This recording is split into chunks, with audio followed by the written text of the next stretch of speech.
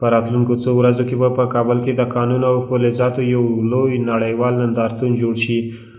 حضور داشته باشند، شرکت کنند و توقع ما از تمام سرمایه گذارای بخش معدنی است که دوستای ما لطف کنند از تمام سر تا سر افغانستان نمونه بیارن، نمونه مینرال های افغانستان بیارن به این نمایشگاه به نمایش بگذارن، کاری که کردن به نمایش بگذارن، تولیدی که کردن بین به نمایش بگذارن، بحثی که دارن بین بحثای خود شریک بکنن. خوشبختی دیگه است که ما امروز با پیشروی یک نمایشگاه که او خالی به خاطر منرال ها و معدن و فلزات است ما سهم میگیریم. اهمیتشان بسیار بزرگ است.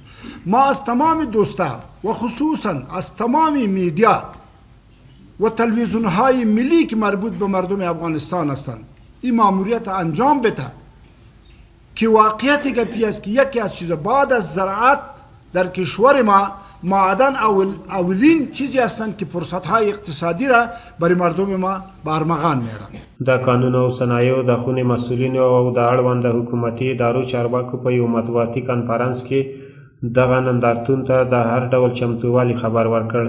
د قانون وزارت او د سوداګرۍ وزارت استازو وویل چې اسلامي امارت به د خصوصي سکتور او پانګوالو هیوادوالو هر ډول ملاتړ وکړي. سرمایه گذارۍ دپاره فرصتونه موجود دي، لله الحمد امن شته.